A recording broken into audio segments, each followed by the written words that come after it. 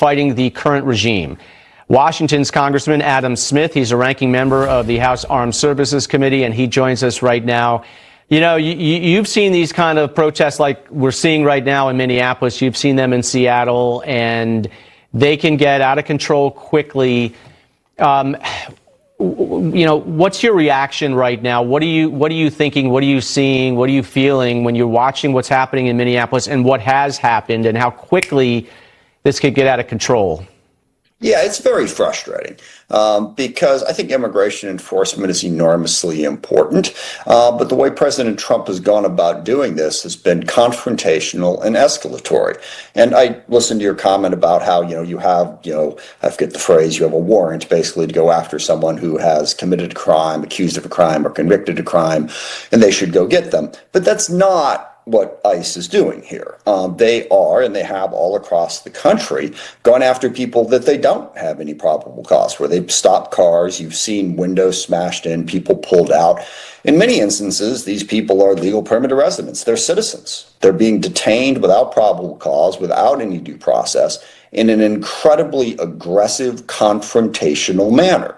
So before we go doing the Insurrection Act, or before we try to arrest the governor of Minnesota, I would urge President Trump to tone down that rhetoric and actually do what he said he was going to do, which is go after the criminals instead of going after, children in schools and people who are at work.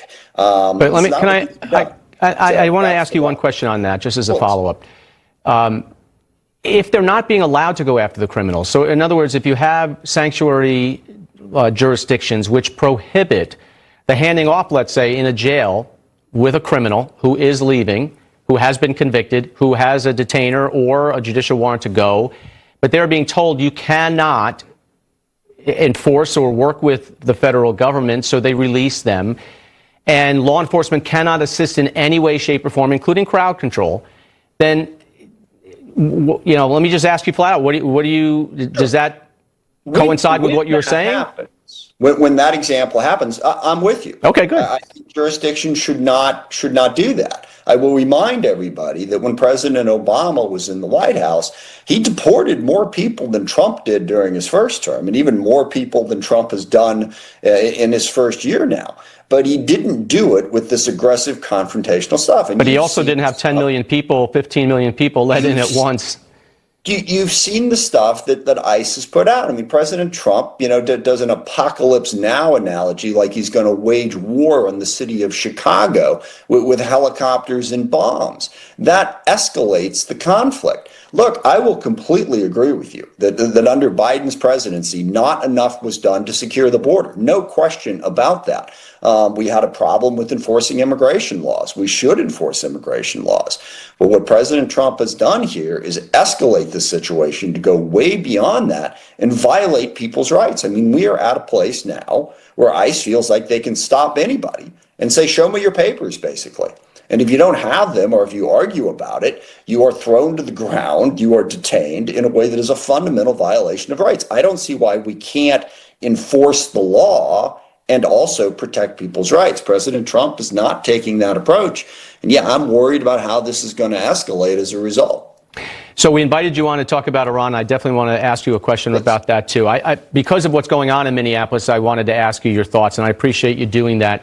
So Iran, obviously, this is getting perilous over there. You've had well over 1,000 people slaughtered, thousands slaughtered. The president has said, and encouraged people to do that protest in the street and kind of topple their government. People are saying, well, the protests are thinning out. They are, because the bodies are piling up. Yeah. So what would you like to see the president do with regard to Iran? Is a strike on the table that you would support? Yeah, this is an extraordinarily difficult situation, and I think people need to appreciate the history that we've had here. You can look at Iran and you can look at the regime and you can see how terrible they are, certainly for the Iranian people, but for the entire region. They've destabilized governments in Syria, in Lebanon, in Yemen. Their constant attacks on Israel have inflamed the region. So Iran's a terrible regime, but what we learned in Iraq and Libya and Afghanistan, it's just not that easy for the U.S. to come in and do regime change. and then build a better country afterwards. And I think what President Trump did, and I ultimately agree with the decision, I think we were really close to launching military strikes against Iran Wednesday or Thursday of this week.